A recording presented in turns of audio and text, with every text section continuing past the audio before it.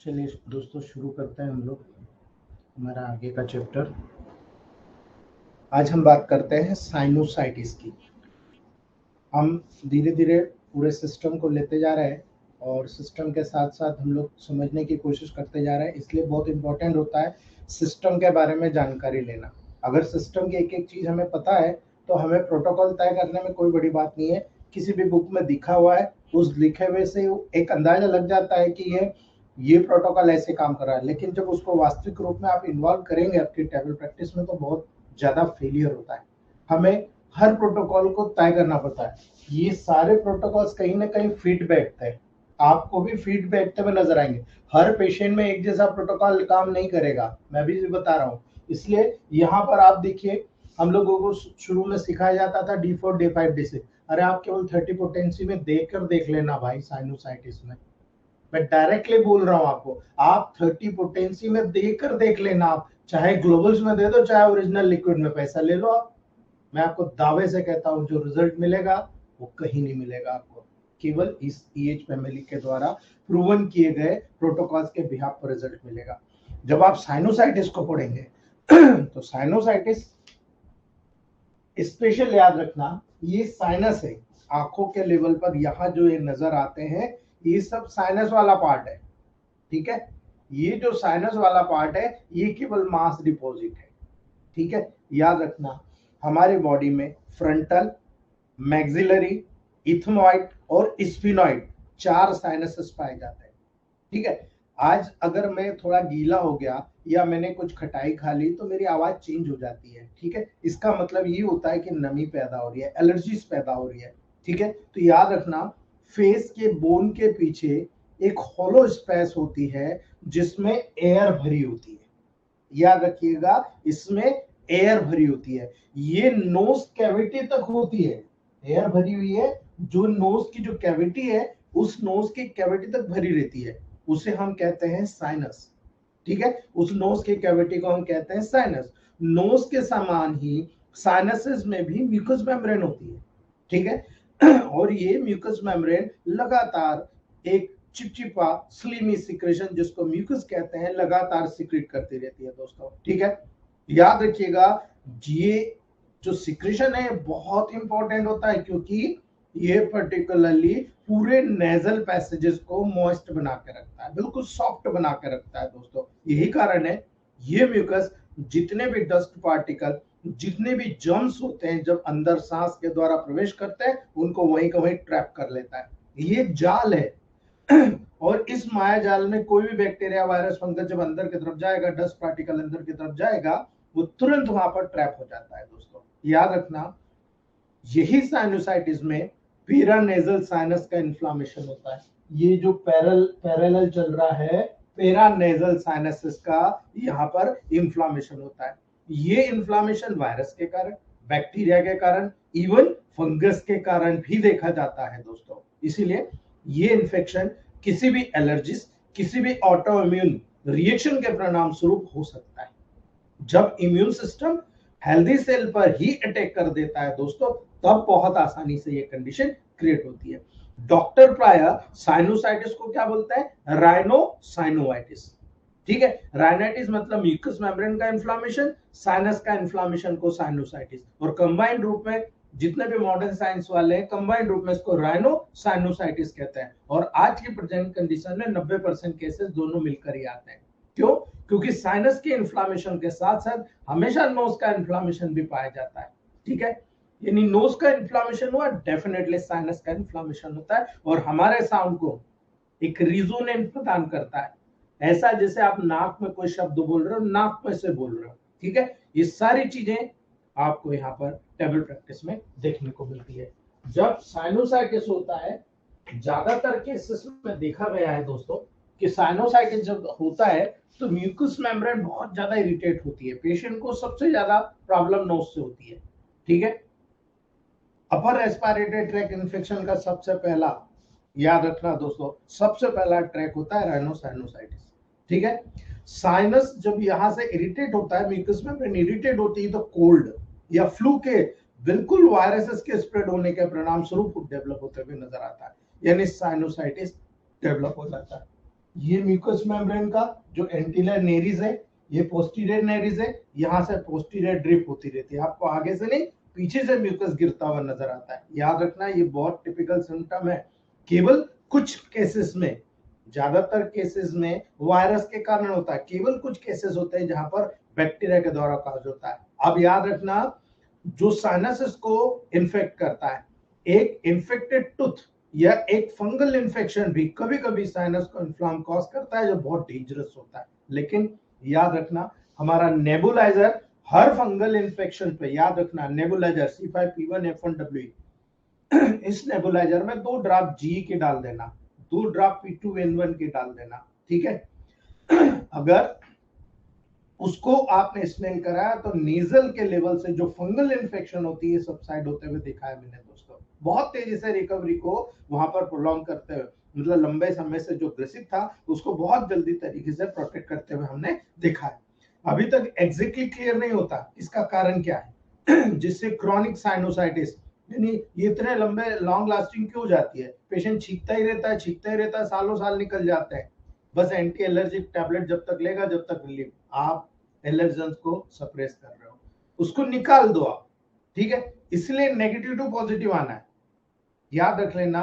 इसीलिए negative to positive आना, क्योंकि ये डिसीज पॉजिटिव है, और इस डिसीज के जितने भी सिम्टम होंगे हाइपर सिम्टम होंगे, तो नेगेटिव से पॉजिटिव आइए, आपका केस रिजॉल्व हो जाएगा। कई लोग यहां पर यही गलती करते हैं और रिजल्ट नहीं आता। याद रखना, ये हमेशा एलर्जीज और उससे रिलेटेड कंडीशन के साथ पाई जाती है दोस्तों। यही कारण है सारे सिम्टम, जैसे कि एलर्जिक राइनाइटिस, अस्थमा, है फीवर, नेजल पॉलिप्स, ठीक है, ग्नॉइंग साइड ऑफ द नोज, यानी ऐसा अंदर की तरफ धंसता जा रहा है, स्मोकिंग जो करता है, ठीक है, वीकेंड इम्यून सिस्टम जिनका होता है, बहुत कमजोर इम्यून सिस्टम आज के समय में, तो ज्यादातर लोगों को आदत पड़ी हुई, सिर दर्द हुआ गोली खा ली, सर्दी हुई एंटीबायोटिक खा ली। यही कारण है दोस्तों, उसका इम्यून सिस्टम वहां पर काम नहीं कर रहा है। यही कारण है एलर्जीज और अस्थमा जैसी कंडीशन को, यही अच्छे से अगर क्यूर किया जाए तो क्रॉनिक साइनोसाइटिस के जितने सिम्टम्स होते हैं बहुत आसानी से इंप्रूव हो जाते हैं, बहुत आसानी से इंप्रूव होते हैं दोस्तों। यही कारण है वर्तमान परिस्थिति में ये सारे सिस्टम जो होते हैं आपको वहां पर टेली करने को देखने को मिलता है। ये सारे सिस्टम टेली करिए, उसके अकॉर्डिंग प्रोटोकॉल सिलेक्ट कीजिए। जब आप सिम्टम पे आओगे, साइनोसाइटिस सामान्यतः अपर रेस्पिरेटरी सिस्टम के इन्फेक्शन के बाद उत्पन्न होता है दोस्तों, जैसे कि कोल्ड। ठीक है, यदि हमें लगातार कोल्ड रहता है और सिम्टम डेवलप होते हैं दोस्तों, तब हमें साइनोसाइटिस हो जाता है। ठीक है, इसलिए याद रखना, जब साइनोसाइटिस डेवलप होगा और राइनाइटिस डेवलप होगा, दोनों में डिफरेंस नजर आएगा। ठीक है, हम कल राइनाइटिस पढ़ेंगे तो आपको बहुत अच्छे तरीके से समझ में आएगा। जैसे जैसे नोज में ग्रीन या येलो डिस्चार्ज निकलता है दोस्तों, तो जो ब्लॉक नोज होना, पेन होना, चीक्स के चारों तरफ आपको यहाँ पर बहुत ज्यादा हार्डनेस या टेंडरनेस नजर आती है, आइस या फोरहेड के लेवल पर साइनस हेडेक आपको पेशेंट बोलता है, लगातार उसको टेम्परेचर हाई ग्रेड में बना रहता है, उसको टुथेक होता है, दांत में दर्द होता है, सेंस ऑफ स्मेल होती है उसको, ठीक है, जो उसकी सेंस ऑफ स्मेल होती है रिड्यूस हो जाती है। याद रखना। बैड ब्रीथ यानी होलिटोसिस हो जाता है, यही नहीं पोस्ट नेजल ड्रॉप होता है, यानी बैक साइड से नोज से उसको डिस्चार्ज होता है। यही कारण है नेजल कंजेशन सबसे ज्यादा, जब आप नोज को ऑब्जर्व करते हो तो पूरा रेड कैपिलरीज वहां डायलेटेड नजर आएगी। यही कारण है फ्रंटल हेडेक या डल हेडेक आपको होता है।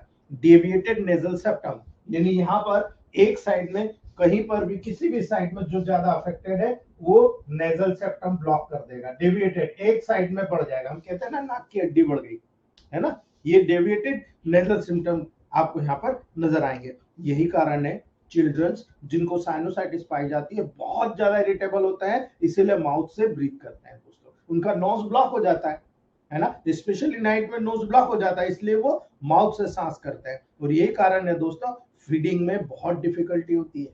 बच्चा जब फीडिंग करने की कोशिश करता है, निगलने की नाक बंद है तो सांस लेता नहीं है, नहीं ले पाता है, तुरंत वो फीडिंग करने में उसको बहुत ज्यादा डिफिकल्टी होती है। अपनी लेवल पे जब आप डायग्नोस करते हो तो पेशेंट को देखिए कि वो बोल कैसा रहा है, क्या नॉर्मल कंडीशन में बोल रहा है या नोज में बोल रहा है। यदि उसकी आवाज नाक में से बोलने जैसा अगर प्रतीत हो, ऐसा लगे जैसे उसको स्टफी कोल्ड हो, यानी उसकी आवाज चेंज है, यानी उसको कोल्ड जैसा प्रतीत हो, आप मान लीजिए साइनोसाइटिस का सिम्टम आपको देखने को। कई लोग जो आपके करीबी होंगे, आप लोगों को देखने को मिला होगा कि उनके सारे के सारे सिम्टम जो होते हैं आपको कोल्ड जैसे लगते हैं, आप समझ जाइए कि उनको साइनोसाइटिस है।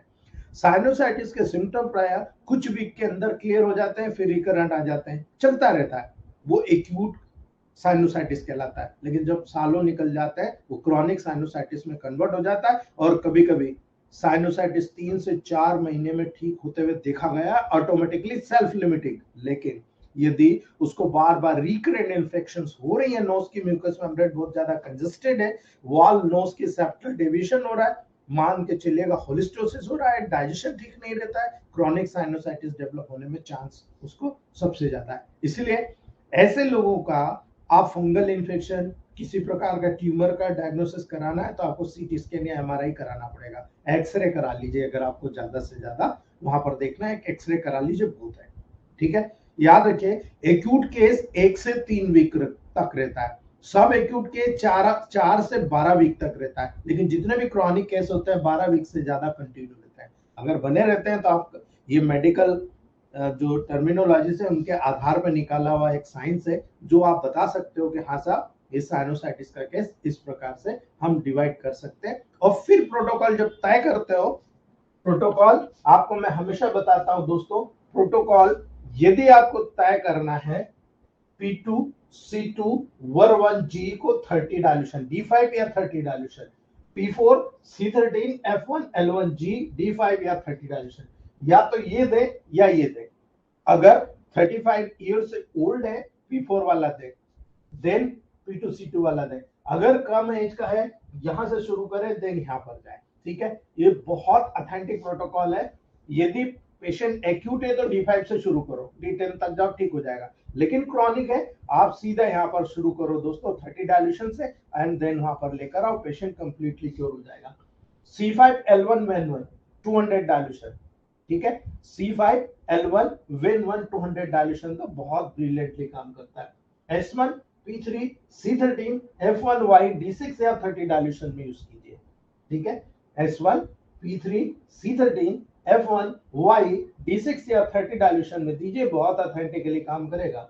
अब क्या नोज हड्डी बढ़ गई है, कोई बात नहीं, S1 C4 B alternate P1 L1Y D6 या 30 डायल्यूशन में दो आप, डिपेंड करता है कौन सा केस है। ठीक है, आप देकर देखिएगा आपका केस रिजॉल्व हो जाएगा दोस्तों। लेकिन C5 F1G को D4 में स्मेल देना हर प्रकार के साइनोसाइटिस में डबल बेनिफिट देता है आपको।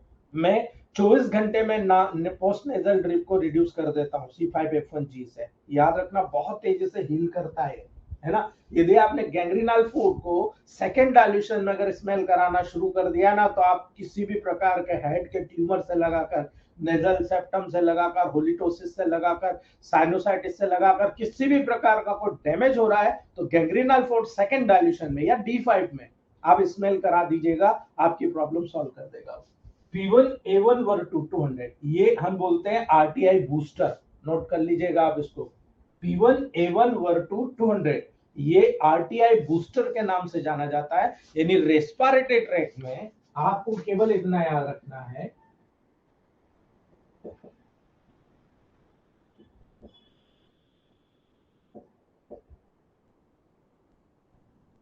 अगर आप किसी प्रोटोकॉल को तय करते हो तो यहाँ P1 A1 वर्ग लेना है ना, और यदि आप पूर्ण रूप से पूरी रेस्पिरेटरी ट्रैक्ट को बूस्ट करना चाहते हो तो आप फिर एलर्जी ड्रॉप बनाना, P1 A1 वर्ग S1 Y, ठीक है।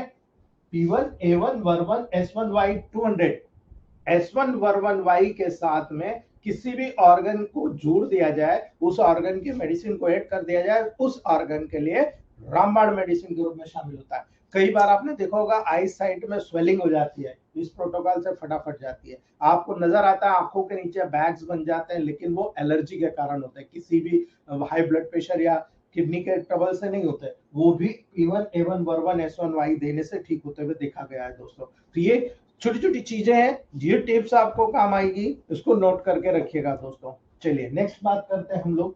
कल हमने देखा था रेस्पिरेटरी ब्रोंक्यूल्स, हमने देखा था एल्वियोलर डक्ट, हमने देखा था एल्वियोलर सैक, हमने देखा था एंट्रम खाली स्पेस, और हमने देखा था एल्वियोलाई।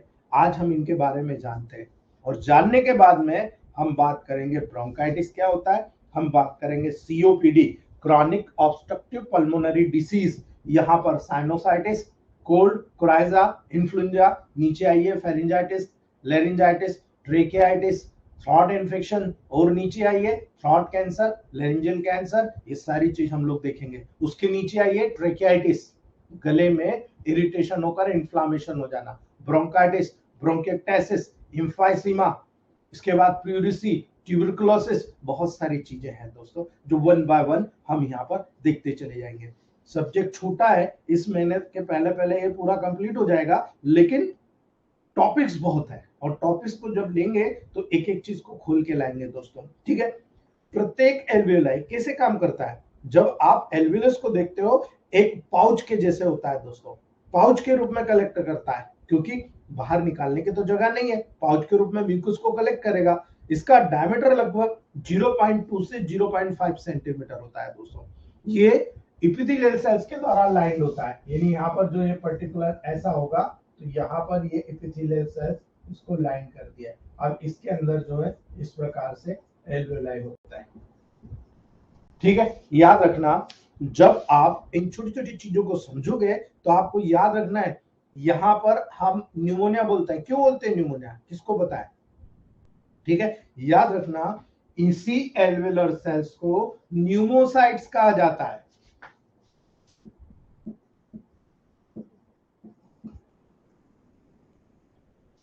ठीक है। इसी एल्वियोलर सेल को न्यूमोसाइट्स कहा जाता है, और न्यूमोसाइट्स कहने के वजह से ही याद रखना एल्वियोलर एपिथेलियल एल्वियोलर सेल्स या न्यूमोसाइट्स की बनी होती है, ठीक है। याद रखना, जो कि दो प्रकार की होती है, जिसको हम टाइप 1 एल्वियोलर सेल या टाइप 2 एल्वियोलर सेल कहते हैं, दो प्रकार की सेल्स होती है दोस्तों। ऐसा क्यों, ये क्यों इंपॉर्टेंट है, अगर ये आपको पता है, आपके पास एम्फाइसीमा, ब्रोंकाइटिस, प्लूरिसी, ट्यूबरकुलोसिस जैसी जगह को ठीक करने के चांसेस बन जाते हैं। आप जब यहाँ पर देख रहे हो कि भाई ये पर्टिकुलर डिवाइडेशन है, ये आपका एक लंग्स है, ये दूसरा लंग्स है, ठीक है। आप जब देखते हो कि एयर आ रही है, तो एयर जब आती है या जब ब्लड आता है, वो इतना इतना फील होता है, ये ओपन पार्ट होता है, और ओपन पार्ट होने के कारण सबसे ज्यादा बैक्टीरिया जो आ रहा है वो इसी पार्ट पर ग्रो करता है, ठीक है। और इसी पार्ट पर ग्रो करने की वजह से यहाँ पर ट्यूबरकल्स बनाना, छेद बनाना, गुफा बनाना उनके लिए बहुत आसान होता है, क्योंकि यहाँ पर ब्लड कभी फिल नहीं होता है। यहाँ पर एक्स्ट्रा, हम अगर आगे पढ़ेंगे कि वॉल्यूम क्या एक्स्ट्रा वॉल्यूम होता है, एयर कंडीशंस कितनी होती है, लंग्स में कितनी एयर आती है, उसी के अकॉर्डिंग ये जो एक्स्ट्रा वॉल्यूम यहाँ कनेक्ट होता है, उसी में बैक्टीरिया ग्रोथ करता है वहां की वॉल के लेवल पर। इसलिए यहाँ पर टाइप 1 और टाइप 2 एल्वियोलर सेल्स का काम जानिएगा आप दोस्तों। टाइप 1 एल्वियोलर सेल्स होती है दोस्तों, बहुत इंपॉर्टेंट वर्क अगर आपको एल्वियोलाई का देखना है, एक लाइन में समझ जाना, जब भी आप इंस्पायरेशन करते हो तो ये एल्वियोलाई है, आपने इंस्पायरेशन किया तो बाहर से आया ऑक्सीजन, आपने एक्सपायरेशन किया तो पूरी बॉडी से जो कार्बन डाइऑक्साइड आई वो यहां से बाहर निकलती है, ठीक है, ये काम किसका है? एल्वेलाई का। तो एल्वेलाई 1 और एल्वेलाई 2 क्यों बता गया? स्क्विमस एपिथेलियल सेल्स होती है दोस्तों एल्वेलाई में। इस एल्वेलाई में स्क्विमस एपिथेलियल सेल्स होती है जो कि टोटल नंबर की सेल्स का 95% फॉर्म करती है। याद रखना, एपिथेलियल सेल्स में स्क्विमस सेल्स होती है, इसलिए स्क्विमस सेल्स कार्सिनोमा याद रख लेना, भूलना नहीं, है ना। तो याद रखना, यहाँ एल्वेलाई में स्क्विमस एपिथेलियल सेल्स होती है जो कि टोटल नंबर के 95% सेल्स को फॉर्म करती है। और ये सेल स्पेशली गैसेस एक्सचेंज के साइट को, एल्वुलस को और वहां पर ब्लड के बीच में एक कनेक्शन फॉर्म करती है। याद रखना, ये एल्वुलस की जो स्क्वेमस सेल्स एपिथेलियल सेल्स होती है, ये सेल गैसेस एक्सचेंज की साइट को, एल्वुलस को और ब्लड के बीच में एक पूरे क्राइटेरिया को फॉर्म करती है। अभी मैं आपको रिसेंटली हमारे संतोष पाटीदार जी ने जो रिसेंटली अभी रिसर्च लेकर हमें बताया है, मैं आपको बड़ी खुशी के साथ बोलता हूं, गैंग्रेनल फूड को 10,000 डाइल्यूशन में बनाकर एक पेशेंट जिसको लंग कैंसर था कंटिन्यू दिया गया। अभी लंग कैंसर के side 30% reduce 2 month and 12 days के प्रोटोकॉल के बाद में 2 महीने 12 दिन के बाद उसका पर्टिकुलरली एमआरआई और सीटी स्कैन दोनों कराया गया, पैट स्कैन कराया गया और उसमें जो चांसेस हैं उसके सर्वाइवल चांसेस को बढ़ा हुआ बताया गया है कि उसकी बॉडी सर्वाइवल रेट की तरफ जा रही है, यानी अब ये बच सकता है। नहीं तो लंग्स कैंसर के लेवल पर बचना बहुत मुश्किल होता है दोस्तों, क्योंकि बैक साइड में बहुत ज्यादा पेन होता है, बर्निंग सेंसेशन होता है, ठीक है। लेकिन इसी एल्वुलर साइड को रीजनरेटेड होता हुआ बताया जा रहा है, यानी ये सेल्स गैसेस एक्सचेंज के साइड को, एल्वुलस को और ब्लड के बीच में कनेक्शन को फॉर्म करता है। इसलिए एल्वुलर 1 सेल जो होती है ये स्पेशल 95% होती है और जो ऑक्सीजन कार्बन डाइऑक्साइड का जो गैसेस एक्सचेंज का जो फंक्शन होता है उसमें ये स्क्विमस एपिथेलियल सेल्स इन्वॉल्व होती है दोस्तों, याद रखना इस बात को। दूसरी बात, जब टाइप सेकंड एल्वुलर सेल्स की बात करोगे, type second alveolar cells cuboidal nature में होता है दोस्तों, याद रख लेना, ये डिफरेंस है, ये क्यूबॉइडल नेचर में होता है और एल्वुलर सेल्स के लगभग केवल 5% सेल्स को फॉर्म करता है। इन सेल्स को हम दोस्तों ग्रेन्युलर न्यूमोसाइट्स कहते हैं और type second alveolar cells alveolar fluid और सर्फेक्टेंट को सिक्रीट करने का काम करता है। ये नहीं आपको यहाँ पर समझने की जरूरत है दोस्तों, ये 95% सेल्स केवल अंदर बाहर करने का काम करेगा, लेकिन ये जो 5% सेल्स है इन 95% सेल्स को प्रोटेक्ट करने का काम करता है। यानी वहां के जितने भी एल्वुलर फ्लूइड बनेंगे, जितने भी सर्फेक्टेंट बनेंगे, आप सर्फेक्टेंट क्या, आप आपके घर में झाड़ू पोछा लगाते हो ना, तो पोछा में डेटॉल क्यों डालते हो, सेवलॉन क्यों डालते हो, ताकि वहां पर बैक्टीरियल फ्लोरा खत्म हो जाए। यही काम हमारी ये टाइप 2 एल्वुलर सेल्स करती है, जो केवल 5% है लेकिन एल्वुलर फ्लूइड को और सर्फेक्टेंट को सिक्रीट करने का काम करती है। बहुत इंपॉर्टेंट काम है, लेकिन जब बीड़ी सिगरेट आप बहुत ज्यादा धुआं लेते हैं अंदर, तो सबसे पहले ये 5% सेल डैमेज होती है ना। 95% सेल्स का काम तो दूसरा है, इसलिए आपको याद रखना है सबसे पहले ये 5% सेल डैमेज होती है और इसी का खामियाजा ये भुगतना पड़ता है, कफ निकलता नहीं, कफ जमा रहता है और कफ जमा रहेगा तो ये जो एल्वुलर सेल्स है, ये एल्वुलर सेल्स परमानेंट डायलेटेड हो जाती है और यही कारण है ये एम्फाइसीमा डेवलप करता है। अब जब एम्फाइसीमा डेवलप होगा तो जब गैसेस एक्सचेंज के लिए यहाँ पर आएगा, एयर इंस्पायरेशन या एक्सपायरेशन में जाएगा, अब एल्वुलर तो काम कर ही नहीं रही है, ऐसी खुली है वैसी खुली हुई है, जैसे आ रहा वैसे जा रहा, तो क्या आपके बॉडी को ऑक्सीजन मिलेगा? नहीं मिलेगा। दैट इज द टॉपिक, ठीक है। अगर अस्थमा हुआ तो, अगर पेशेंट को अस्थमा हुआ, यहाँ पर बहुत ज्यादा म्यूकस कलेक्ट है, चिपचिपापन बहुत ज्यादा है। अब म्यूकस कलेक्ट है, आप जब स्टेथोस्कोप से देख रहे हो सर्राट की आवाज आ रही है ना, विजिंग साउंड सुनाई दे रहा है आपको, ठीक है। अब ऐसी कंडीशन में म्यूकस यहाँ जमा है तो क्या ऑक्सीजन का लेवल, वहां पर कार्बन डाइऑक्साइड का लेवल आप मेंटेन कर पाओगे? अंदर तो बड़ी आसानी से आ जाएगा लेकिन बाहर नहीं निकल पाएगा और यही कारण है सफोकेशन क्रिएट करता है। इसलिए सीओपीडी का बहुत बड़ा महत्व आपको यहाँ पर देखने को मिलता है दोस्तों।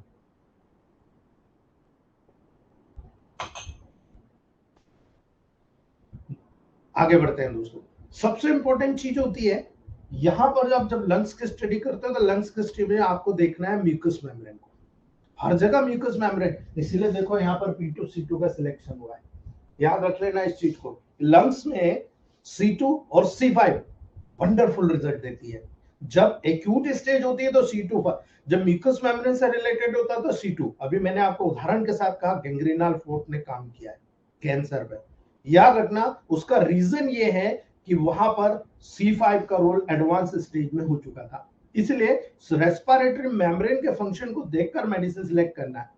रेस्पिरेटरी मेम्ब्रेन एक मेम्ब्रेनस स्ट्रक्चर होता है जिसके माध्यम से गैसेस का एक्सचेंज बहुत इजीली हो जाता है, क्योंकि म्यूकस मेम्ब्रेन से म्यूकस सीक्रेट होता है ना। ये मेंटेनेंस करता है, ज्यादा म्यूकस सीक्रेट हो गया तो ज्यादा कफ बनेगा, ज्यादा कफ बनेगा तो ऑक्सीजन का कार्बन डाइऑक्साइड का लेवल इम्बैलेंस्ड हो जाएगा। इसलिए याद रखना, आपको अगर मेटाबॉलिक एसिडोसिस मैंने बताया था तो उसमें क्लियर इंडिकेशन बताया था respiratory acidosis, respiratory alkalosis, respiratory metabolic acidosis और मेटाबॉलिक एल्कोलोसिस, ये दोनों कंडीशन बताया था। यदि कार्बन डाइऑक्साइड ज्यादा से ज्यादा बाहर निकल गया तो क्या हुआ, और अगर कम बाहर निकला तो क्या हो गया, है ना। याद रखना, अगर कार्बन डाइऑक्साइड कम मात्रा में निकला रेस्पिरेटरी एसिडोसिस डेवलप हो गया, अगर ज्यादा से ज्यादा कार्बन डाइऑक्साइड बाहर निकल गया रेस्पिरेटरी एल्कोलोसिस डेवलप हो गया। इसलिए याद रखना, रेस्पिरेटरी मेम्ब्रेन एयर की कैपिलरी में ब्लड से एल्वेलाई में वहां पर सेपरेट करने का काम करती है इनको, और ये एल्वेलाई मेम्ब्रेन और कैपिलरी मेम्ब्रेन, ठीक है, जो एल्वेलाई के मेम्ब्रेन है और जो कैपिलरी के मेम्ब्रेन है उनके द्वारा ये डिफरेंसेस फॉर्म करती है दोस्तों। यानी रेस्पिरेटरी मेम्ब्रेन का सरफेस एरिया 70 स्क्वायर मीटर होता है और इसकी थिकनेस 0.5 माइक्रोन होती है। ये पूरे लंग्स का मैं गिन के बता रहा हूं। इसलिए याद रखना दोस्तों, जब इस फंक्शन को देखोगे तो कई लोग यहाँ पर पता ही नहीं है उनको कि ये तो रेस्पिरेटरी फंक्शन है जो हम पढ़ रहे हैं, कई नॉन रेस्पिरेटरी फंक्शन भी करता है। याद रखना, रेस्पिरेटरी ट्रैक्ट कई नॉन रेस्पिरेटरी फंक्शन को भी अंजाम देता है। बहुत कम लोगों को पता है, लेकिन हमारी ईच फैमिली को पता होना चाहिए। प्राइमरी फंक्शन आपने क्या देखा कि भाई गैसेस एक्सचेंज करना है, ठीक है। रेस्पिरेटरी ट्रैक्ट बॉडी के कई नॉन रेस्पिरेटरी फंक्शन में इन्वॉल्व होता है दोस्तों, पर्टिकुलरली लंग फंक्शन एक डिफेंस मैकेनिज्म का, डिफेंस बैरियर का, और स्पेशली मेटाबॉलिक ऑर्गन के जैसे काम करता है माइंडिक। अभी मैंने बताया मेटाबॉलिक एसिडोसिस और एल्कलोसिस, ठीक है। याद रखना, जब ये एक लंग्स का एक डिफेंस मैकेनिज्म के रूप में एक मेटाबॉलिक ऑर्गन के जैसे एक्ट करेगा, तो याद रखना बहुत सारे इंपॉर्टेंट कंपाउंड्स को सिंथेसाइज करने का काम करेगा। बहुत सारे कंपाउंड्स यहाँ पर बनेंगे और वो कंपाउंड्स आपके बॉडी के इम्यूनिटी के प्रोटेक्शन के लिए वहां पर जिम्मेदार होंगे। इसलिए याद रखने की जरूरत है, non respiratory functions respiratory tract के जो होते हैं वो बहुत इंपॉर्टेंट रोल अदा करते हैं। भाई आपको बहुत अच्छी अच्छी चीजें पसंद है, आपके घर में किचन में बन रहा है, आज तो बिल्कुल हलवा बन रहा है यार, स्मेल आ रही मजेदार, चलो आ जाओ बादाम काजू तैयार रखो, डाल के खाएंगे, ठीक है, आप बोलते हो ना। याद रखना, ऑल्फैक्शन, है ना। इसीलिए मैंने आपको बताया था कि स्मेल थेरेपी में सेंट्रल नर्वस सिस्टम के साथ साथ आपका रेस्पिरेटरी ट्रैक्ट का कोरिलेशन आपको समझना पड़ेगा, ठीक है। अगर आप स्मेल, जैसे हमने भी यहाँ कहा भाई ये C5F1G का स्मेल करा दो, अभी हमारी बात हुई, मैंने कहा C5 का बहुत बड़ा रोल है, अभी सारी चीजें प्रूफ होकर आती है जब नॉस्ट्रिल की म्यूकस मेम्ब्रेन में ऑल्फैक्टरी रिसेप्टर प्रेजेंट होते हैं दोस्तों, जो कि ऑल्फैक्टरी सेंसेशन के लिए रिस्पॉन्सिबल होते हैं, यानी स्मेल के लिए। मैक्सिमम बहुत सारे स्मेल के कैरेक्टर होते हैं, अलग अलग स्मेल्स होती है आपकी बॉडी में, जो ये अलग अलग स्मेल का जो होता है बहुत सारे कैरेक्टर होते हैं जिनको स्मेल करके पहचानते हो आप, बहुत सारी चीजें होती है। इसलिए यहाँ पर बहुत इंपॉर्टेंट होता है ऑल्फैक्टिव सेंसेशन के लिए रिस्पॉन्सिबल होना, ठीक है। दूसरा, वोकलाइजेशन, यानी अन्य स्ट्रक्चर के साथ साथ लंग्स जो होता है स्पीच एपरेटस को फॉर्म करता है ना। आप सांस को गहराई से, या कोई लोग क्या बोलते हैं, जल्दी से बोल दो यार, जल्दी जल्दी, मतलब आपको समझ में नहीं आया उसने क्या बोला, और कुछ बहुत धीरे बोलता है, ठीक है, तो ये वोकलाइजेशन होता है। अन्य स्ट्रक्चर के साथ आपका जो लैरिंग्स होता है स्पीच एपरेटस को वहां पर फॉर्म करता है दोस्तों। लैरिंग्स अकेला वोकलाइजेशन के प्रोसेस का मेजर रोल प्ले करने का काम करता है, इसीलिए उसको आप बोलते हो साउंड बॉक्स, ठीक है। ये लैरिंग्स साउंड बॉक्स होता है, लेकिन याद रखना यहाँ पर दो पार्ट होता है एपिग्लॉटिस के अंदर बाहर होने के कारण, ओरोफेरिंक्स, नेसोफेरिंक्स। याद रखना दोस्तों, यहाँ पर नेसोफेरिंक्स वाले पार्ट के साथ कोरिलेट करके एपिग्लॉटिस के माध्यम से ये एक वोकल कार्ड या साउंड बॉक्स का निर्माण करता है, और ये एक बहुत यूनिक फीचर होता है दोस्तों। प्रिवेंशन ऑफ डस्ट पार्टिकल, ये तीसरा बहुत बड़ा कैरेक्टर होता है। जब आप म्यूकस मेम्ब्रेन के लेवल पर गए, हमने देखा था डस्ट पार्टिकल जो कि एयर से नोस्ट्रिल में इंटर करता है दोस्तों, ये नेजल म्यूकस मेम्ब्रेन में हेयर की फिल्ट्रेशन एक्शन के द्वारा लंग्स तक पहुंचने से पहले उसको प्रिवेंट कर देता है। यानी आपके नोज में अगर हेयर्स हैं, म्यूकस ग्लैंड्स हैं, म्यूकस लगातार सीक्रेट करती है, चिपचिपा बना के रखती है। म्यूकस जो सुबह उठ के आप लोग छिनकते हैं, नहाते समय जब बाहर निकालते हैं, आप देखते हो कभी सॉलिड होता है, कभी लिक्विड होता है, ठीक है। तो याद रखना, हेयर की इसी फिल्ट्रेशन एक्शन के द्वारा लंग्स तक पहुंचने से पहले उसको प्रिवेंट कर दिया जाता है। इसीलिए स्मॉल पार्टिकल के हेयर उसको स्कैप कर देता, बाहर निकाल देता है। जो निजल म्यूकस मेम्ब्रेन के द्वारा म्यूकस सिक्रेशन के द्वारा वहां पर उसमें जब वो कनेक्ट हो जाता है, उसको वहीं का वहीं हेल्प कर दिया जाता है। और ये डस्ट पार्टिकल जो कि नेजल हेयर में स्कैप होते हैं, नेजल म्यूकस मेम्ब्रेन पर एल्वेलाई में मैक्रोफेजेस के फेगोसाइटिक एक्शन के द्वारा इनको रिमूव कर दिया जाता है। यानी ये नोज भी फेगोसाइटिक इन्फेक्शन के लेवल को मेंटेन करने का काम करता है। यानी यहाँ पर भी इम्यूनिटी के लेवल पर काम किया जाता है दोस्तों। पार्टिकल्स जो कि स्कैप होता है, जो बाहर निकलता है नोज में और एल्वेलाई में, प्रोटेक्टिव मैकेनिज्म के द्वारा कफ रिफ्लेक्सेस और स्नीजिंग रिफ्लेक्सेस के द्वारा बाहर निकाल दिया जाता है। याद रखना इस बात को कि जब भी म्यूकस मेम्ब्रेन में, और मैं डायरेक्टली इंडिकेशन दे रहा हूं आपको, जब आपकी नोज की म्यूकस मेम्ब्रेन में पाए जाने वाले सारे रिसेप्टर का सेंट्रल नर्वस सिस्टम के माध्यम से कफिंग रिफ्लेक्सेस या स्नीजिंग रिफ्लेक्सेस से डायरेक्ट यहां संबंध निकल के आ रहा है, अगर आपने स्मेल थेरेपी का प्रयोग किया, पूरे रेस्पिरेटरी ट्रैक्ट को आप अपने कंट्रोल में कर सकते हो। यदि आपको आता है, यदि आपको मेडिसिन पता है मुझे इसको पॉजिटिव, न्यूट्रल या नेगेटिव में कौन सी पोटेंसीज में देना है, अगर बहुत ज्यादा छींके आ रही है तो क्या D4 में दोगे आप? आपको न्यूट्रल में या नेगेटिव में देना पड़ेगा स्मेल के लिए। माइंड इट, इसको नोट कर लेना आप, ठीक है। इसलिए याद रखना दोस्तों, जब आप इस मैकेनिज्म का कंट्रोल करोगे तो कफ रिफ्लेक्सेस और स्नीजिंग रिफ्लेक्सेस दोनों आपके कंट्रोल में है। इसलिए अगर आपको याद हो, हमारे बैरागढ़ वाले यश सर ने वहां पर एक प्रोटोकॉल आप लोगों को बताया था, सिंथेसिस सेकंड प्लस W। उन्होंने स्मेल कराया था और स्मेल कराने के 15 मिनट बाद मुझे फोन करके बोला, सर क्या हो गया, कुछ गड़बड़ तो नहीं होगा? मैंने कहा क्यों भाई, क्या हो गया? तो बोले मैंने सिंथेसिस सेकंड और W को स्मेल करा दिया, उसको खांसी खूब आ रही थी, खांसी नहीं आ रही है, और वो तो बिल्कुल ऐसा बैठा है, मुझे लग रहा कुछ हो ना जाए। मैंने कहा कुछ नहीं होगा, 1.5-2 घंटा बिठा के उसको रवाना कर देना। 1.5-2 घंटा बिठाया उसने, उस 1.5-2 घंटे में एक या दो बार खांसा होगा मुश्किल से, और वो घर गया और वापस 8 दिन बाद आया, सर 5-6 बाटल और दे, तो घर में 2-4 लोगों को और खांसी आ रही, वही सूंघने वाली दे दो आप, ठीक है। ये बेनिफिट मिलता है हमको। हमको समझ में आया कि इसको न्यूट्रल या नेगेटिव में अगर हम करते हैं, 147 से करते हैं और ज्यादा डीप में जाकर काम करता है।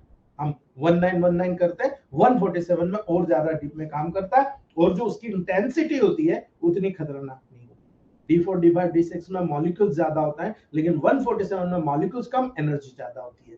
क्योंकि एनर्जी अगर आपने प्रोवाइड की तो बॉडी में न्यू ग्रोथ होती है, बॉडी का डिफेंस मैकेनिज्म स्ट्रांग होता है, बॉडी के बहुत सारे ऑर्गन इन्वॉल्व होते हैं बकायदा 1:9 रेशियो की तुलना में। इसलिए याद रखना दोस्तों, डिफेंस मैकेनिज्म में बहुत बड़ा रोल आप अदा कर सकते हो, ठीक है। लंग्स बॉडी की इम्यूनोलॉजिकल डिफेंस सिस्टम में बहुत इंपॉर्टेंट रोल अदा करता है। बहुत कम लोगों को पता है दोस्तों, बहुत कम लोगों को।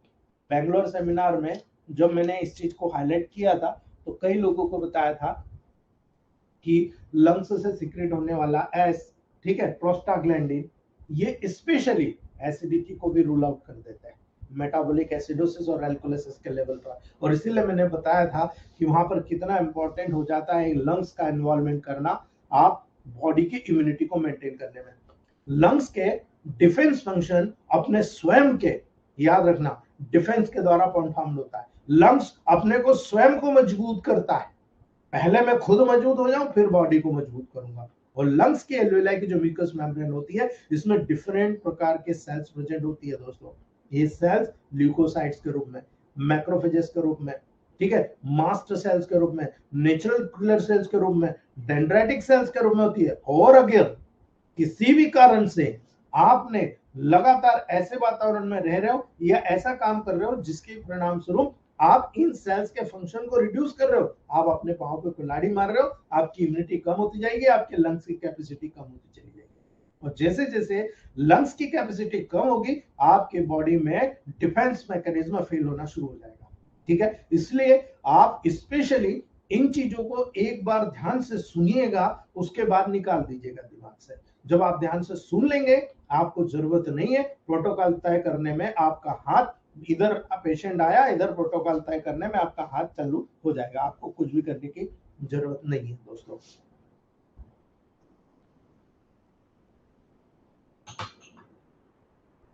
लंग्स जब आप स्टडी करते हो, उसका स्वयं का डिफेंस होता है, लंग्स का स्वयं का डिफेंस होता है, बॉडी पे डिपेंडेंट नहीं होता है ना। इसलिए जब बच्चा पैदा होता है, पैदा होने के बाद अगर उसका लंग्स काम नहीं करता है, नीला पड़ जाता है, साइनोस्ट हो जाता है, और उसका इफेक्ट क्या होता है ब्रेन पर। आपने देखा होगा मेंटल रिटार्डेड हो जाते हैं कई बच्चे, क्योंकि लंग्स डेवलप नहीं हुआ, और ऑक्सीजन लेवल जब उसको पैदा होने के बाद मिलना थी, ब्रेन को एक्टिव होना था, ब्रेन को एक्टिव नहीं किया गया, तो ब्रेन के बहुत सारे पार्ट में ऑक्सीजन लेवल नहीं गया, बहुत सारे पार्ट में काम रोक दिया, फैक्ट्री बंद हो गई।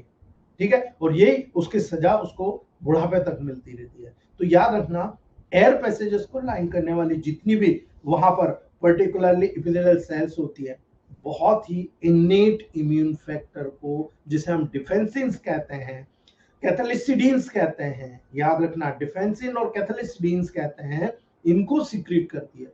और ये सब्सटेंसेस एंटी माइक्रोबियल पैप्टिड्स होते हैं, यानी बॉडी में जैसे ही कोई माइक्रोब्स आए उनको खत्म करने का काम करते हैं। यानी ये जब भी लंग्स में ब्लड प्यूरिफाई होने आता है, उस दौरान ये कैथलिसिडीन्स और डिफेंसेस उस ब्लड में मौजूद जितने भी बैक्टीरियाज होते हैं उनको प्यूरिफाई करने का काम करता है, जो लंग्स नेचुरल डिफेंस में एक इंपॉर्टेंट रोल प्ले करता है। यानी जब ब्लड प्यूरिफाई होने आए तो पूर्ण रूप से प्यूरिफाई होके जाए, ये काम लंग्स के द्वारा भी दिया गया है। इसलिए जब आप नेबुलाइज करते हो, इसलिए जब आप किसी भी चीज में कोई इन्फेक्शन के लिए प्रोटोकॉल के लेवल पर नेबुलाइज करते हो, आप सोचिए आप पूरे ब्लड को प्यूरिफाई करने का काम कर रहे हो। इसलिए तो मेटी जी ने बड़ा सोच समझ के बनाया कि ब्लड और लिम्फ दो सिस्टम ऐसे जो ज्यादातर डिसीज में कनेक्ट कर जाते हैं।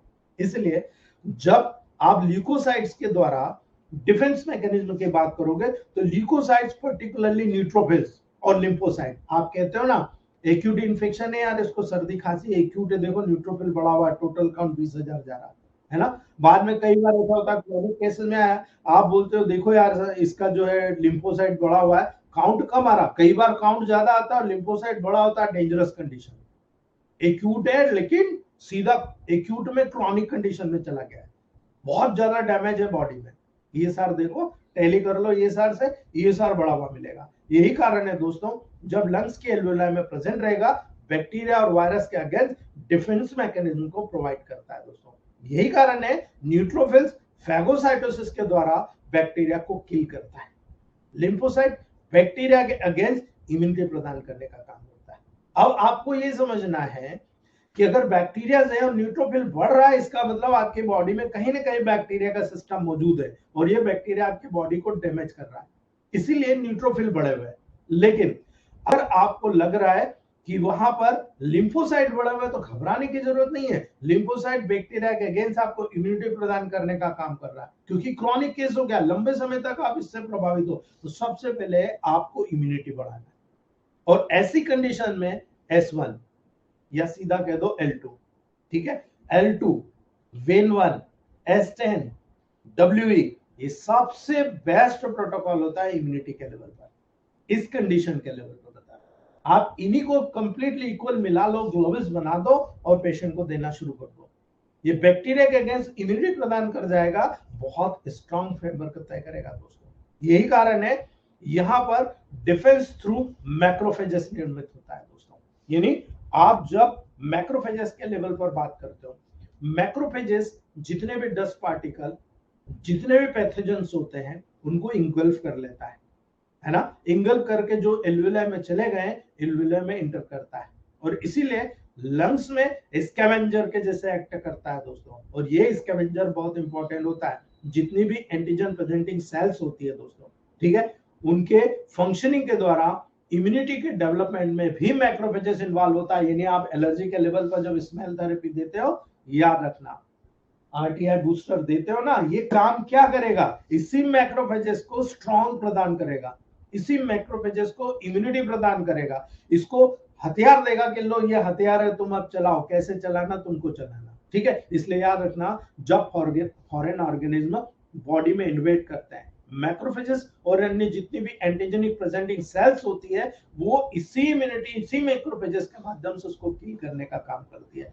जब किल नहीं कर पा रही, इसका मतलब है इम्यूनिटी कम हो गई, आपने इम्यूनिटी बढ़ा दिया, नर्वाइन दोगे जब भी तो बढ़ेगा, आपने इम्यूनिटी को बढ़ा दिया। आप देखेंगे कुछ समय के बाद ऑर्गेनिज्म से एंटीजन पॉलीपेप्टाइड में डाइजेस्ट हो रहा है, ठीक है। याद रखना, ऑर्गेनिज्म से एंटीजन पॉलीपेप्टाइड्स में डाइजेस्टेड हो जाता है, और यही पॉलीपेप्टाइड प्रोडक्ट जो होता है मैक्रोफेजेस के द्वारा टी लिम्फोसाइट, बी लिम्फोसाइट, याद रखना, उनके रूप में जो प्रेजेंट रहती है, उसके द्वारा तुरंत वहां पर अपने वर्क की अथॉरिटी के आधार पर उनको डैमेज करके, डिस्ट्रॉय करके, डिजनरेट करके बाहर निकाल दिया जाता है। इसलिए याद रखना, जब ये प्रक्रिया होगी, macrophages interleukins, tumour necrosing factor, chemokine को सिक्रेट करेंगे, अर्थात इंटरल्यूकिन 1, इंटरल्यूकिन 6, इंटरल्यूकिन 17 और ये टीएनएफ, ट्यूमर नेक्रोसिस फैक्टर, याद रखना, इनको जब सिक्रेट करेंगे, बॉडी के जनरल इम्यून सिस्टम को एक्टिवेट करेंगे, उनकी इम्यूनिटी को बढ़ाएंगे, और यही कारण है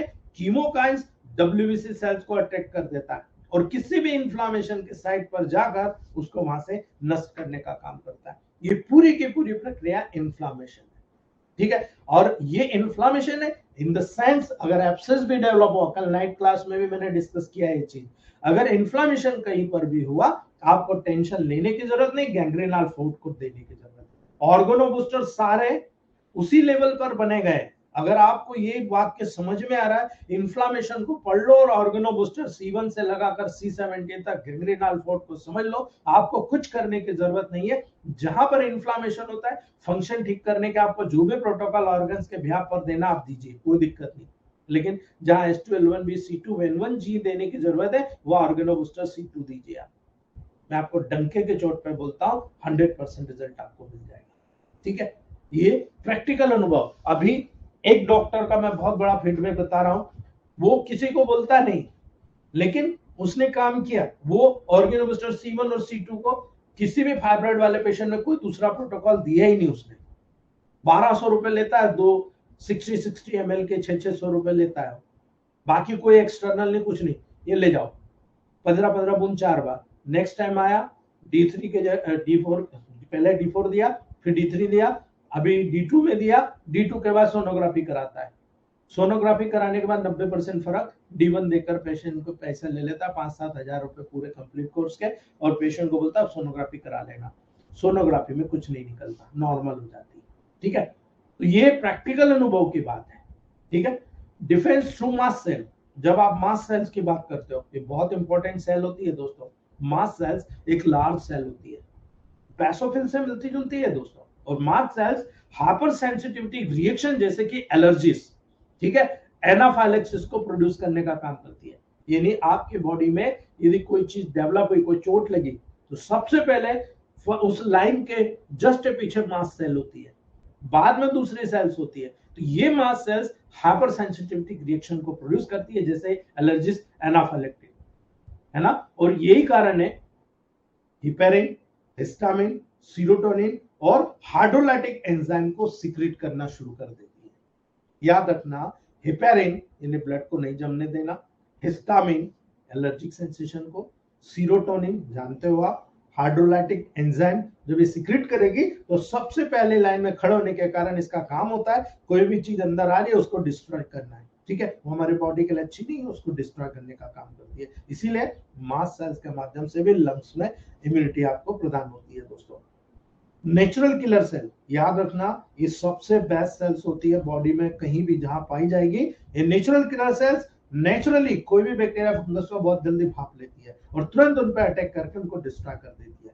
आप सोचिए, आपकी बॉडी में अगर इम्यून सिस्टम लो हो गया, नेचुरल किलर सेल्स वहां पर कम मात्रा में हुई, क्या आप प्रोटेक्शन प्रदान कर सकते हो? बिल्कुल नहीं। नेचुरल किलर सेल्स एक लार्ज ग्रेनुलर सेल्स होती है, जिसे थर्ड टाइप ऑफ लिम्फोसाइट के जैसे कंसीडर करते हैं। Third type of lymphocyte TB, उसका तीसरा नेचुरल किलर सेल। याद रखना, usually natural killer cells lungs और जितने भी लिम्फाट टिश्यूज होती है, हर जगह पर जहां पर लिम्फाट टिश्यू का आएगा वहां पर आपको नजर आएगा दोस्तों, वहां पर प्रेजेंट रहती है।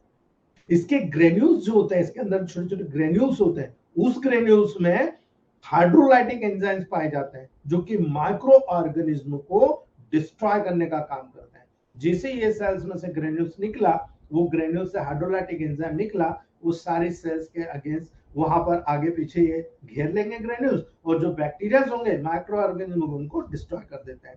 इसीलिए नेचुरल किलर सेल्स को माना जाता है कि ये first line of defence mechanism में सबसे बड़ा रोल अदा करता है। इसलिए आपको ये सारी चीजें पता होना चाहिए। आपको हमेशा याद रखना, मैंने आपको इंटरफेरॉन बताया था, याद है? मैंने कहा था इंटरफेरॉन जब सेल पढ़ाया था तब, ये किसी भी प्रकार के वायरस के इन्फेक्शन से वहां पर बॉडी को बचाता है। लेकिन आपको एक चीज और बताता हूं, वायरस के अगेंस्ट पर्टिकुलरली एक स्पेसिफिक इम्यूनिटी प्रदान करने का काम आपका नेचुरल किलर सेल करती है। ये जितनी भी वायरसेस होती है, जितनी भी वायरल इन्फेक्शंस होती है, जितनी भी डैमेज सेल्स होती है, ये उनको पहले डिस्ट्रॉय करती है। और यही कारण है जितनी भी, याद रखना, इसी फंक्शन का उपयोग करके ऑर्गेनोबूस्टर गैंग्रीनल फोर्ट को प्रमोट किया गया है। और यही मैं बार बार आपको कह रहा हूं, ये मैलिग्नेंट सेल्स को भी डिस्ट्रॉय करती है और कैंसरस ट्यूमर के डेवलपमेंट को प्रिवेंट करती है। इसीलिए कैंसरसो नाम दिया गया है। वो प्लांट का जो बिहेवियर है सेम इसी प्लांट के, मतलब इसी नेचुरल किलर के बिहेवियर के रूप में काम करता है, इम्यूनिटी के रूप में काम करता है। इसीलिए इलेक्ट्रोहोम्योपैथ की मेडिसिन को सारे डॉक्टर जो अपने आप को साइंटिस्ट बताते हैं, वो एक ही चीज बोलते हैं कि ये जो हमारी इलेक्ट्रोहोम्योपैथ की रेमेडीज हैं, ये केवल पेशेंट को इम्यूनिटी प्रदान करती है, बाकी कोई काम नहीं करती है। ठीक है, उनकी बात में सत्यता है, लेकिन साइंटिफिक वे में आपको नहीं बता पाते। आज मैं आपको बता रहा हूं दोस्तों, ये मैलिग्नेंट सेल्स को भी डिस्ट्रॉय करती है, कैंसरस ट्यूमर के डेवलपमेंट को भी प्रिवेंट करती है। इसलिए नेचुरल किलर सेल्स इंटरफेरॉन्स और ट्यूमर नेक्रोसिस फैक्टर को सिक्रीट करने का काम करती है, जो हमारे सारे ऑर्गेनोबूस्टर, सारा गैंग्रीनल फोर्ट, ये सारे के सारे वहां पर काम कर रहे हैं। और अभी हमने इन सब का एक बाप बनाया है, गैंग्रीनल फोर्ट सुपर टॉनिक। ठीक है, हर वो कंडीशन जो किसी न किसी लेवल पर ऑपरेशन को सजेस्ट करती है, उस ऑपरेशन को क्रॉस करने के लिए काम कर रहा है। और मैं अभी केवल 4 लोगों को दिया हूं, और चारों के रिजल्ट, एक को छोड़कर 3 लोगों ने 100% रिजल्ट को प्रमोट किया है दोस्तों। 100% रिजल्ट आया उसका। और जितनी भी कंडीशंस हो रही है, उन कंडीशन को प्रिवेंट किया जा रहा है कि भाई कोई सर्जिकल केस होता है तो सर्जिकल केस में उन मेडिसिन का प्रयोग करके इस डिफेंस मैकेनिज्म को डायरेक्टली टच किया गया, और उसका बहुत बड़ा फीडबैक ये आया। जो मरणासर कैंसर का पेशेंट होता है, जिनको कहा जाता है 1 या 2 दिन में आप ऑपरेशन करा लो, कई लोगों को कहा जाता है स्टोन का कैसे ऑपरेशन, कई लोगों को कहा जाता है अपेंडिक्स का ऑपरेशन करा लो, उसको ऐसा यूनिवर्सली डिजाइन किया गया है, बॉडी का ऐसा कोई पार्ट नहीं बचा जहां वो काम नहीं करता, और इसीलिए उसको सुपर टॉनिक का नाम दिया गया है। और ये गैंग्रीनल फोर्ट से धीरे काम करता है, लेकिन रास्ता नहीं भटकता। पेशेंट को विद इन 2 और 3 मंथ इस कंडीशन में लाकर छोड़ता है कि पेशेंट के अंदर की जो एटमॉस्फेयर होता है पूरा चेंज हो जाता है। और जब एटमॉस्फेयर चेंज होता है दोस्तों, तो याद रखिएगा, defence through dendritic cells develop हो जाता है।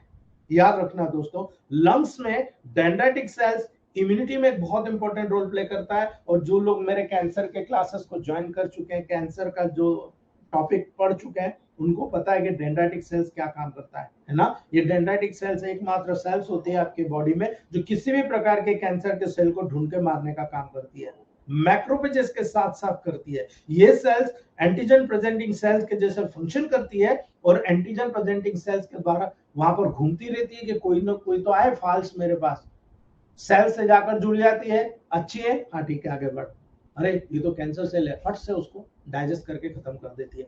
ये डिफेंस थ्रू डेंड्राइटिक सेल्स वाला काम वहां पर हम देख रहे हैं। इसलिए याद रखना दोस्तों, ये वो चीजें हैं, ये वो टेक्निक्स है, जब तक आप नहीं पढ़ेंगे, हम वही एक शब्द के कारण मैं बीएचएमएस कर रहा हूं दोस्तों, मैं होम्योपैथ नहीं करता, बहुत ना के बराबर करता हूं। तो कुछ चीजें तो मुझे करना पड़ेगा, एसोसिएशन के साथ जुड़ा हुआ हूं।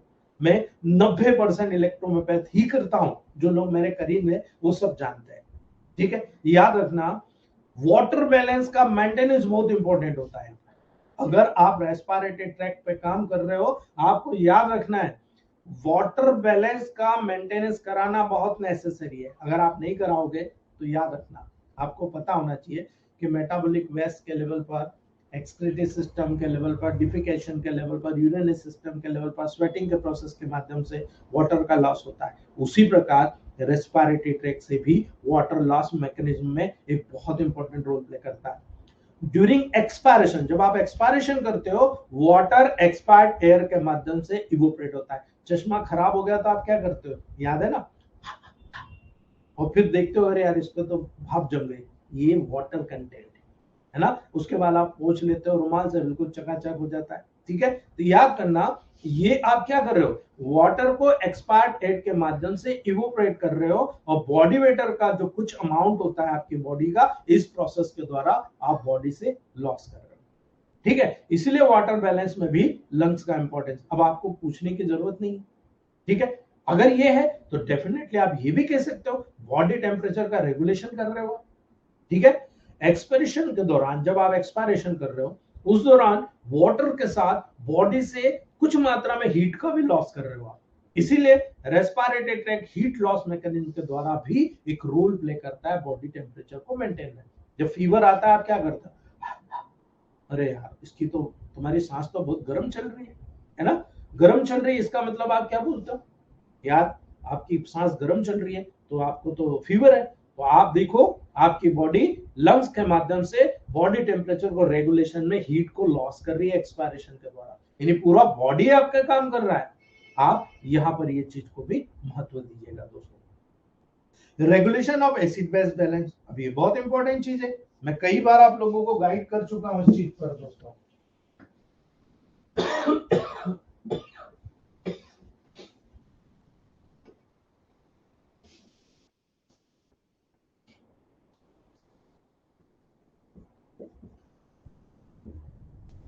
ये कई बार हम लोग डिस्कस कर चुके हैं, लेकिन आप लोगों को पता होना चाहिए दोस्तों।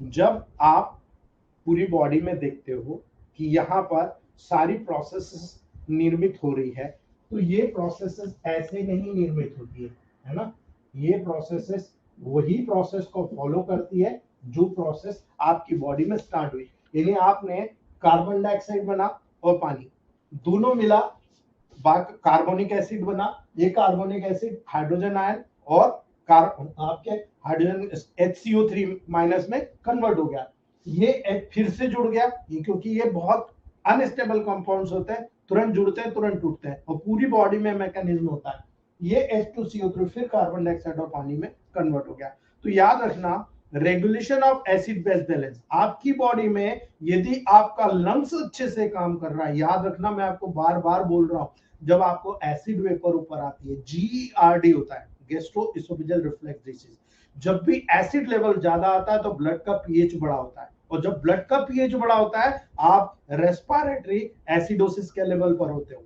ठीक है, याद रखना regulation of acid base balance lungs के माध्यम से भी होता है, मैंने यही लेवल बेंगलोर में साबित करके बताया था। याद रखना ब्लड में कार्बन डाइऑक्साइड कंटेशन जितना भी उसका कंटेंट होता है उसके रेगुलेशन में, ठीक है, उसके रेगुलेशन के द्वारा बॉडी का एसिड बैलेंस, वहां पर एसिड बेस बैलेंस के मेंटेनेंस में एक बहुत ही इंपॉर्टेंट रोल लंग्स के द्वारा अदा किया जाता है दोस्तों। याद रखना बॉडी के टिश्यूज में जब डिफरेंट प्रकार के मेटाबॉलिक रिएक्शंस होती है ना, उसको प्रोड्यूस करने वाली जितनी भी मेटाबॉलिक रिएक्शन होती है उसमें मेटाबॉलिज्म के बाद में क्या बनता है, कार्बन डाइऑक्साइड और पानी बनता है। जब ये ब्लड में इंटर करता है तो क्या होता है, कार्बन डाइऑक्साइड पानी के साथ कंबाइंड होकर कार्बोनिक एसिड बनाता है।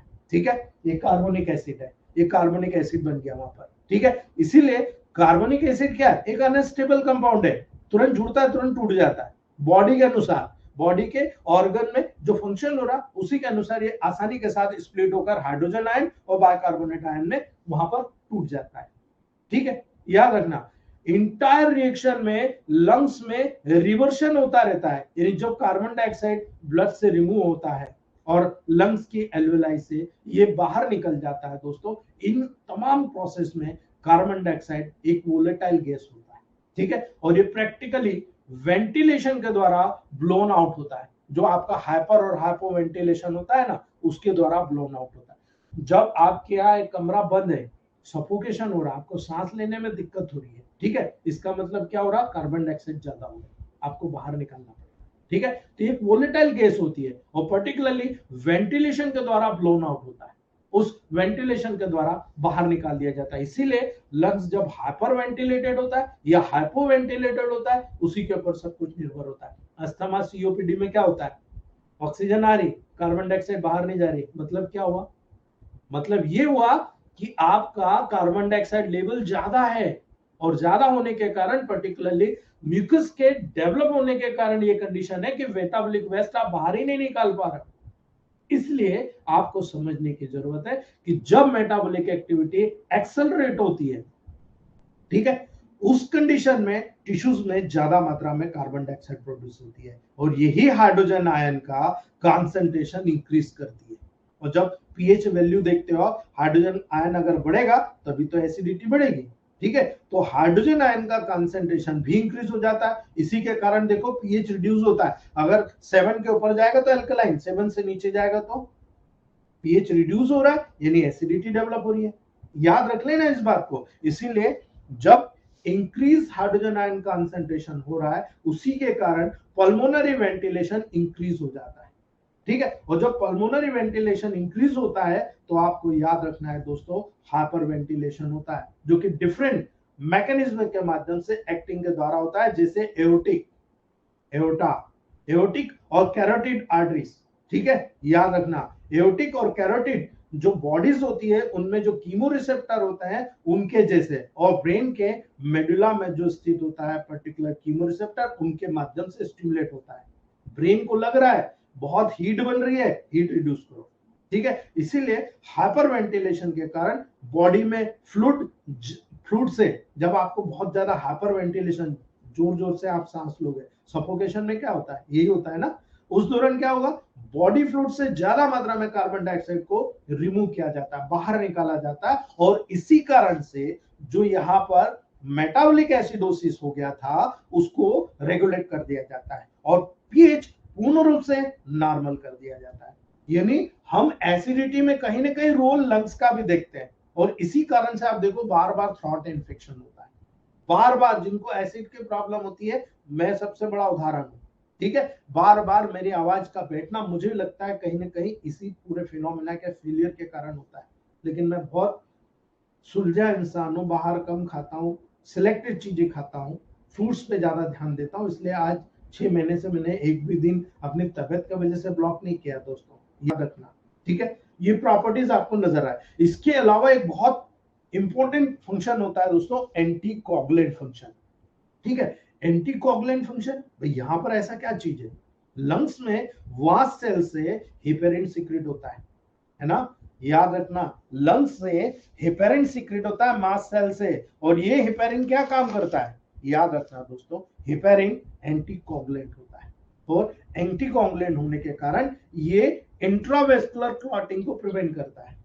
ठीक है, जो इंट्रावेस्कुलर क्लॉटिंग होती है उसको प्रिवेंट करने का काम करता है, इसलिए ये बहुत इंपॉर्टेंट रोल अदा करता है आपके टेबल प्रैक्टिस में, यदि आपको ये चीजें पता है दोस्तों।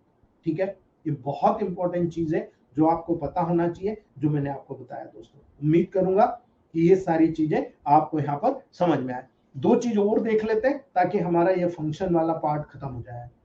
Excretion of angiotensin converting enzyme, याद रखना एस, बहुत इंपॉर्टेंट, बेंगलोर वालों को सब पता है। ठीक है, पल्मोनरी कैपिलरी की endothelial cells angiotensinogen converting enzyme ACE का सिक्रेशन करती है, और ये एंजियोटेंसिन 1 को एक्टिव एंजियोटेंसिन 2 में कन्वर्ट करने का काम करता है, जो कि एक्स्ट्रा सेलुलर फ्लूइड वॉल्यूम और ब्लड वॉल्यूम को, रेगुलेशन करता है और उस रेगुलेशन के फंक्शन में एक इंपॉर्टेंट रोल प्ले करता है। यही कारण है कि ये एसिडिटी को बैलेंस करता है, ब्लड प्रेशर को मैनेज करता है, दोनों लेवल को लंग्स मेंटेन करने का काम करता है इस फंक्शन के माध्यम से। एंजियोटेंसिनोजन कन्वर्टिंग एंजाइम यानी एस के सिक्रेशन के माध्यम से एक्स्ट्रा सेलुलर फ्लूइड वॉल्यूम और ब्लड प्रेशर को दोनों को रेगुलेशन करने में एक इंपॉर्टेंट रोल प्ले करता है, इसलिए एसिडिटी और बीपी को कंट्रोल करने में अपना रोल अदा करता है। ठीक है, सिंथेसिस ऑफ हार्मोनल सब्सटेंसेस। दोस्तों लंग्स टिश्यू हार्मोनल जितने भी सब्सटेंसेस होते हैं जो वहां बनते हैं उनको सिंथेसिस करने का काम करता है, जैसे प्रोस्टाग्लैंडिन, एसिटाइलकोलिन, सीरोटोनिन। अब आपको पता है कि तीनों का कितना इंपॉर्टेंट है ना, जिसकी बॉडी में बहुत सारी फिजियोलॉजिकल एक्शन होती है जिसमें बीपी का रेगुलेशन होना भी शामिल है, मेटाबॉलिक प्रोसेस का नॉर्मल होना भी शामिल है। एसिटाइलकोलिन क्या है, नर्व एंडिंग से सिक्रेट होने वाला हार्मोन है, इसलिए इनका रोल बहुत इंपॉर्टेंट होता है जो यहाँ पर टेक्निकली इन्वॉल्व होता है। ठीक है दोस्तों, तो आज हम इतना रखते हैं। यदि आप लोग, चलिए फिर बाद में बात करें, अगर आप में से किसी को कोई क्वेश्चन है तो आप पूछ सकते हो। You've plugged into Nirvana. Your device is ready to pair. You are ready to host Zone 650. कल भी वॉइस नहीं आ रही थी आज। हाँ सीरोमासा सर बोलिए।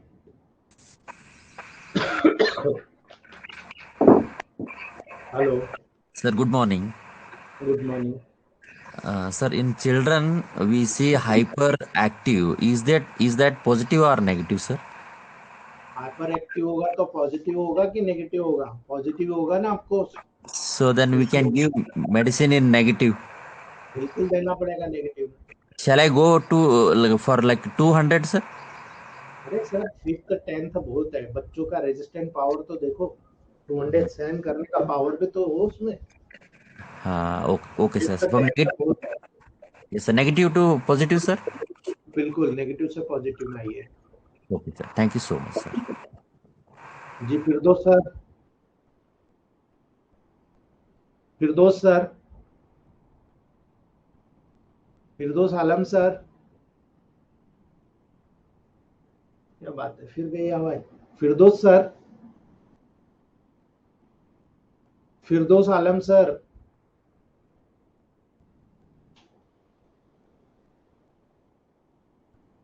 जी श्याम सुंदर तिवारी सर, जयराम जी सर। जयराम जी की सर। सर बहुत बहुत धन्यवाद, बहुत से डाउट आज क्लियर हो गए। जी सर। एक पेशेंट है सर, उसको स्मेल बहुत ज्यादा आती है, मतलब अगर 50 मीटर पे भी कुछ हो रहा है, कुछ जल रहा है, उसको स्मेल आती है, उसके लिए क्या करना?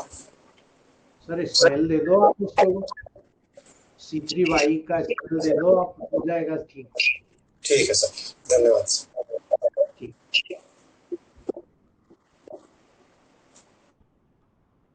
ठीक है दोस्तों, और किसी को?